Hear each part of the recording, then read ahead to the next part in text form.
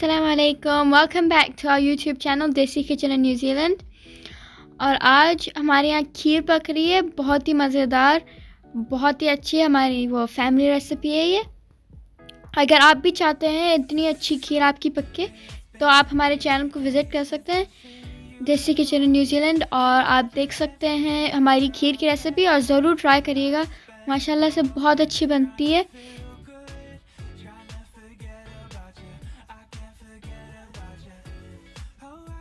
ये देखें, ये बनी हुई दिख रही है आपको, कितनी अच्छी कंसिस्टेंसी है उसकी खीर की।